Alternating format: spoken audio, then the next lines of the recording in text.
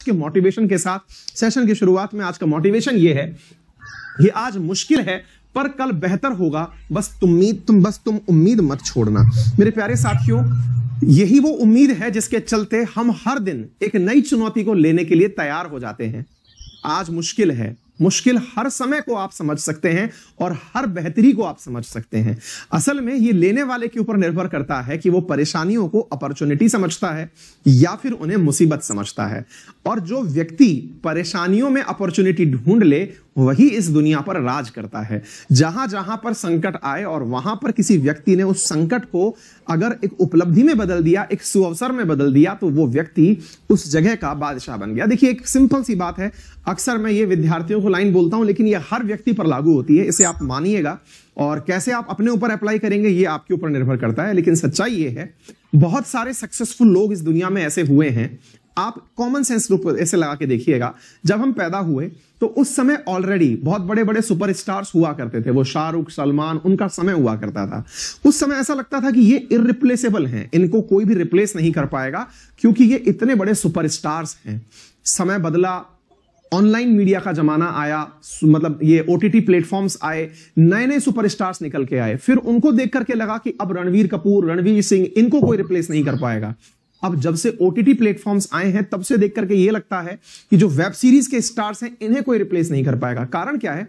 जब चीजें चेंज होती हैं तो जो चेंज नहीं हो पाए वो लोग खत्म हो जाते हैं। परेशानियां उनके लिए आती हैं जिन्होंने अपने आप को कहीं जमा के रख लिया, लेकिन जो व्यक्ति एनी टाइम अपने लिए अवसर तलाश रहा होता है उसे मौके मिल जाते हैं। अब आप कहेंगे सर हम फिल्मों में तो काम कर नहीं सकते, बिल्कुल सही है, लेकिन पता है आपको, आप में से बहुत सारे विद्यार्थियों ने पढ़ाई इसलिए छोड़ दी कि मैं तो उसी दिन पढ़ूंगा जिस दिन टीचर सामने होगा और मैं कॉपी लेके बैठा रहूंगा। वो निकल चुके हैं पढ़ाई से बाहर, मतलब वो रहे होंगे कभी के कोई टॉपर, कभी 30 मार्क खान। लेकिन अब क्या है, अब ये ऑनलाइन में समय आया और ऑनलाइन में जो बच्चा अपने आप को एडजस्ट नहीं कर पाया वो पढ़ाई में पिछड़ गया, क्योंकि वो उम्मीद में है कि वही दिन वापस आएगा। और कोरोना वही दिन वापस आएगा ऐसा पता नहीं है, क्योंकि इस काल में एग्जाम्स भी हो चुके हैं और ऑनलाइन पढ़े हुए बच्चे जो हैं वो आगे भी निकल चुके हैं। ऐसा ही यूपीएससी के साथ होने वाला है।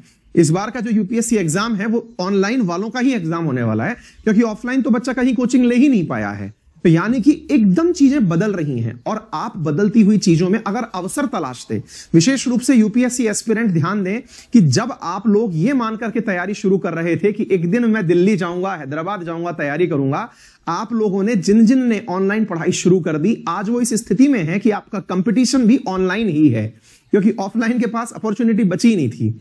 आपको ये समझना होगा, क्योंकि चीजें बदल रही हैं और आपने अगर उनको अपने लिए अवसर में नहीं बदला तो आप सिलेक्शन की तरफ नहीं बढ़ेंगे। ये सर्वथा सत्य है।